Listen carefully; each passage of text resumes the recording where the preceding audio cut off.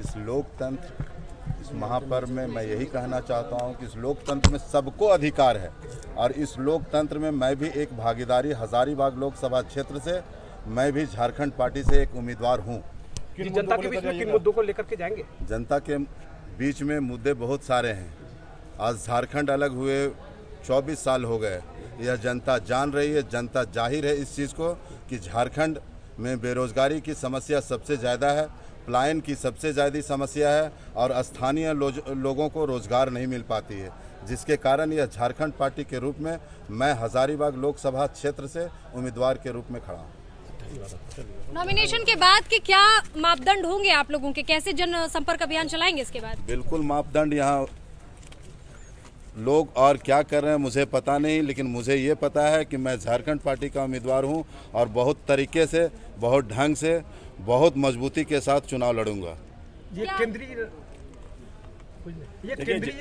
चुनाव है और जो हजारीबाग में उत्खनन भी एक समस्या है।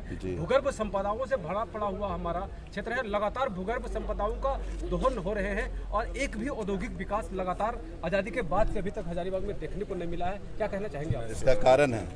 इसका कारण है कि यहाँ राष्ट्रीय पार्टी का शुरू से, आज झारखंड अलग जब से हुई है तब से यह राष्ट्रीय पार्टी के लोगों ने लूटने का काम किया है, घसोटने का काम किया है और यहाँ क्षेत्रीय पार्टी जब तक नहीं आएगी तब तक यहाँ की विकास नहीं होगी और झारखंड की जनता इसे त्राहिमाम है। इसलिए हम लोगों ने क्षेत्रीय पार्टी के रूप में उभर करके आए हैं और मैं झारखंड पार्टी से हूँ, झारखंड पार्टी का उम्मीदवारी करूँ। अगर मेरी पार्टी जीत करके जाती है, बहुत ढंग से अपने क्षेत्र में काम करेगी और स्थानीय लोगों को रोजगार देने का काम करेगी। ये हजारीबाग के दो महत्वपूर्ण मुद्दे थे, एक रेलवे परिवहन का और दूसरा हवाई अड्डे का। रेलवे परिवहन तो मिला है लेकिन एक झुनझुना मिला है। यहाँ के भूगर्भ संपदाओं से लगातार दोहन हो रहे हैं लेकिन आवाम को कुछ उस तरह का लाभ नहीं मिल पा रहा है परिवहन को लेकर के। क्या कहना चाहिए? ये बात एकदम सत्य है, जग जाहिर है। आपने देखा होगा कि पिछले आज 7 साल से यहाँ ट्रेन की लाइन चल रही है, सिर्फ कोयला ढोने का काम किया जा रहा है।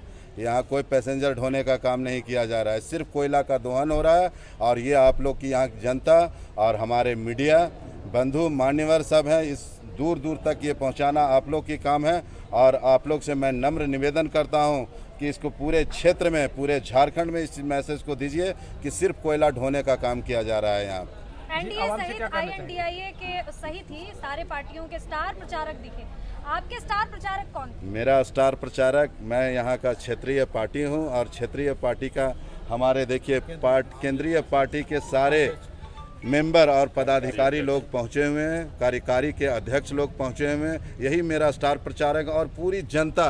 अभी आपने देखा होगा मेरे माताएं बहनें सारे बुद्धिजीवी वर्ग के लोग कतार में भीड़, इस गर्मी में आज 42% से कम नहीं थी गर्मी, इसके बावजूद भी कतार भीड़ में लगी हुई थी। मैं जनता से आभार प्रकट करता हूं इस चीज़ को कि वारी मेरी जनता है, जनता कितनी दुखी है और दुख होने के बाद आज क्षेत्रीय पार्टी को उन लोगों ने चुना है और क्षेत्रीय पार्टी के रूप में उन लोगों ने अब वोटिंग करने का काम करेंगे।